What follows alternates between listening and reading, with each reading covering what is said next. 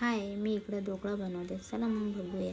2 वाटी बेसन, थोडीशी चवीनुसार मीठ, हळद, 1 चमचा साखर आणि 1 वाटी पाणी टाकून मिक्स वगैरे केले. मग गाठ पडायला नको म्हणून मी मिक्सीमध्ये फिरून घेतली.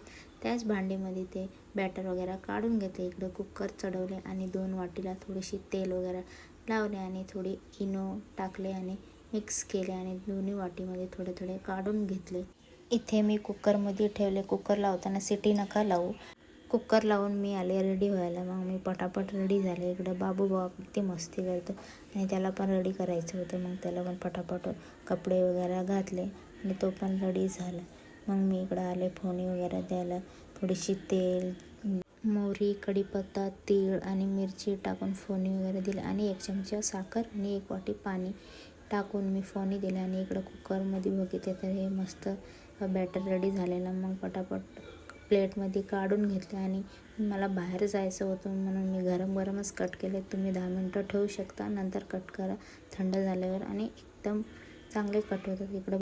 इकडे माझे ढोकळे एकदम फ्लफी, एकदम मस्त रेडी झालेले. मग पटापट आम्ही दोघं बसून एन्जॉय केले. मग आम्ही निघालो DMartला. थोडी शॉपिंग वगैरे करायची होती, घरचं किराणा वगैरे आणायचं होतं. इकडं त्यांचे पप्पा बिलिंग वगैरे केले. मग आम्ही आलो घरी.